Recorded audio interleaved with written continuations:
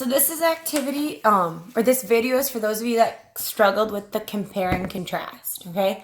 A lot of problems that I saw with standard 6.1 is that you guys gave me one or two really good similarities or differences, and then it seemed like we didn't know where to go after that, okay? So this is the graph I just made for my data on water, and this is the ideal heating curve of water, okay? So this is just like what was on your summative.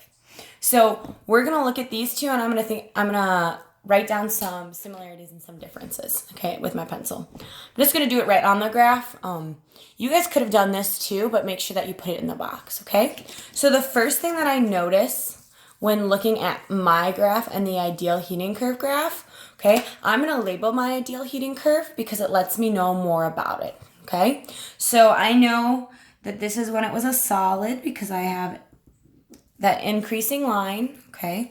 This flat line here has to be my melting point. Okay, this guy here is my liquid. Boiling point. And then it hits a gas phase, okay? So something I noticed right off the bat, which is a great difference to point out, okay? When you label it, it lets you see some similarities and differences, okay? Two differences that I found right away is that this, the ideal heating curve, has water in a solid state and as a gas, okay? So, one difference, okay? I can say ideal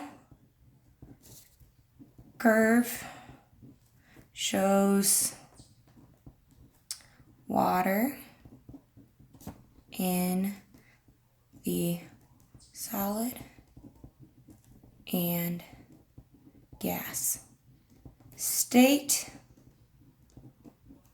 Mine only shows liquid.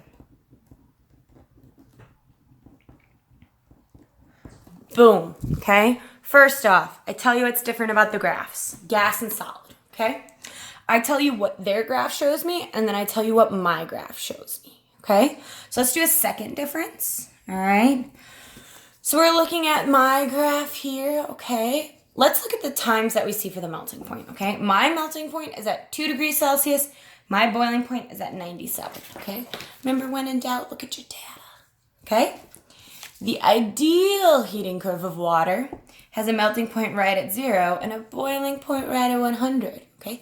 That'd be two differences if I wanted it to, but I'm just gonna say ideal curve shows, I'm gonna shorthand this, boiling point at 100 degrees Celsius. Mine shows it at 97 degrees Celsius, okay? So many of you had different boiling points and melting points than the ideal phase change, as you should, because our water was not completely pure. Things that affected it, our temperatures were not 100%, our thermometers were not 100% accurate, but those are two differences that are easy to find, okay? Two similarities that we can talk about, and I'm just gonna talk about them, I'm probably not gonna jot them down, all right? Two similarities that I see right off the bat is this increase, this drastic increase during the liquid phase, okay? So both increased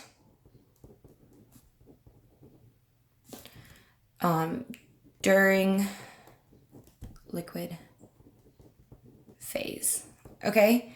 A lot of you just told me, again, increase. Increase where, increase how, increase what, okay? So they both increase during the liquid phase. What else do I want to look at? So we talked about the boiling point, we talked about the melting point, we talked about the increase in a liquid phase. What else can I see about this graph, okay? If you notice, we can always notice and look at time. We can always notice and look at other things like that, okay? I'm going to say, though, another similarity is that if you look at that, my boiling point is also longer than my melting point, so is theirs. So I'm going to say in both graphs, boiling point took longer than melting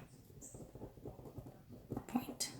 Okay, so on your graph right now on your reteach, focus on boiling points, melting points, times when these changes occurred, where is it increasing, be specific, please. If you got any other questions, call me over.